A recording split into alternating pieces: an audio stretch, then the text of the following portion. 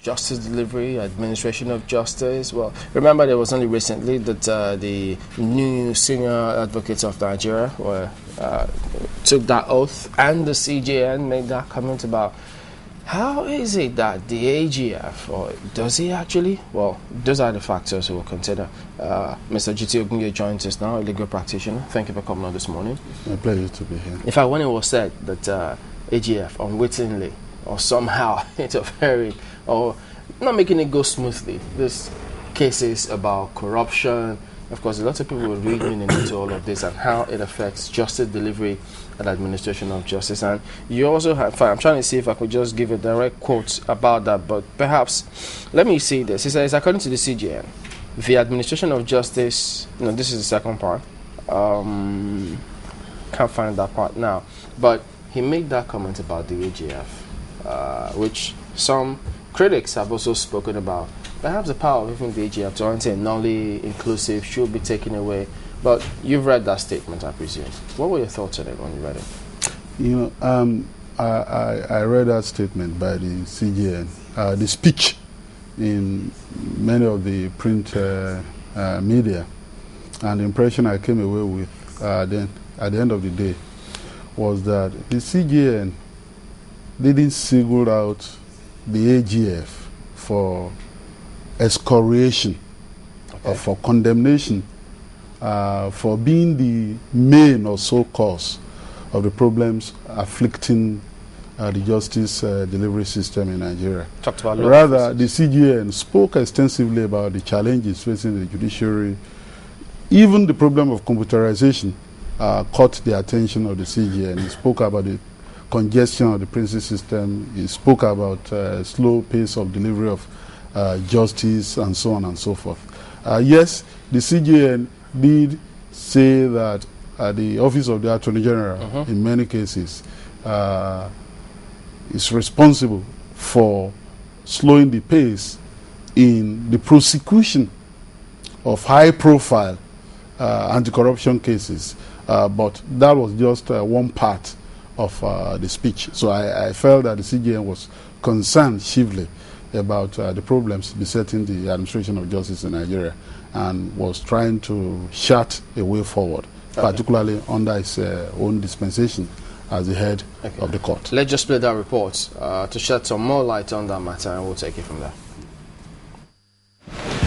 It was another special session of the Supreme Court as the Chief Justice of Nigeria declared open the 2012-2013 legal year with the swearing-in of human rights activist Femi Falana and 24 other newly appointed senior advocates of Nigeria.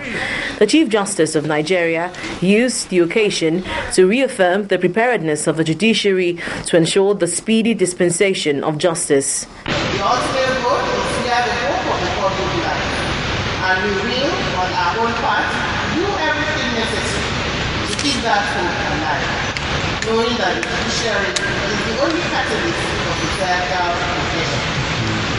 The Attorney General of the Federation and Minister of Justice appealed to the newly appointed senior advocates to help in arresting the declining standard of the legal profession, just as the President of the Nigerian Bar Association promised to ensure that lawyers live up to expectation at all times.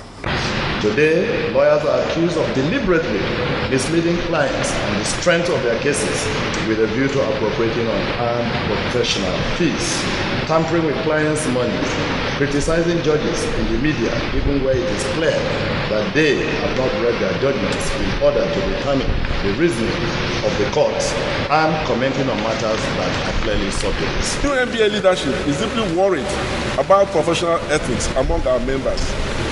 Some lawyers even lack the most basic understanding of solicitor-client privilege. With the conferment ceremony over, Mr. Luke Ilogu, on behalf of a newly appointed senior advocates, called for the appointment of more judges to the Court of Appeal, saying this will fast-track the dispensation of justice at the appellate court. We note that the vexed question of delays in the judicial process remains a major concern. It is hoped that the timely and recent appointment of justices to the Supreme Court and several others to the other benches will in some measure alleviate the congestions and delays observed in the administration of justice. The ceremony, which marked the beginning of a new legal year for the Supreme Court, attracted several dignitaries, including traditional rulers and top government officials. So there you have it. Yeah, just as you said, a whole lot included in this administration of justice. But interestingly, I mean, you had the NBA president, even the AGF, talking about lawyers deliberately misleading their clients on the strength and weaknesses of their cases. And boy, it didn't used to be this way, was it? Is it getting really that bad?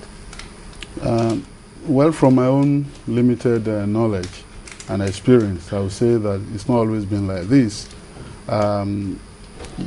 Perhaps there are a number of factors responsible for this, some of them macro. There is an illusion that we are having a full blast democracy, and therefore what lawyers used to do under the military, seeing the military as the foe and as the major obstacle to the rule of law, that's no longer there. So the line is blurred right now, and so there's a lot of impactation on the health or ill health, if you will, of the judiciary from outside, other than what practitioners, players, stakeholders even do themselves in the profession. And so on an occasion like this, it's customary for, and I'm not talking about the CJN now, for people to get to the podium and start saying the right things. But believe you me, the problem is deep. The Attorney General, for instance, is one of the worst examples, and I'm using my words advisedly, of what he's criticizing. Why did you say so? He's talking about lawyers not advising their clients properly on the strength of their case, in order deliberately misleading them. So what has the Attorney General been doing to the federal government on many issues? So he didn't see a connection. Look, before you go to the public space and start pontificating, sit down and reflect on what you've been doing on many issues in this country, including the issue of Justice Salami and many other issues. The Attorney General, and this is not peculiar to this Attorney General, even other Attorney General before him. Why is it always so then? It's so because they see themselves first and foremost not as the Attorney General of the Federation, but as Minister of Justice. They see themselves as professional, hobnobbing with politicians, who first and foremost must help politicians to succeed in whatever politicians decide to do. So they do not see that they owe the profession a duty and that they owe Nigerians a larger duty. And that's why many people have called for the separation of the office of the Attorney General from the office of the Minister of Justice.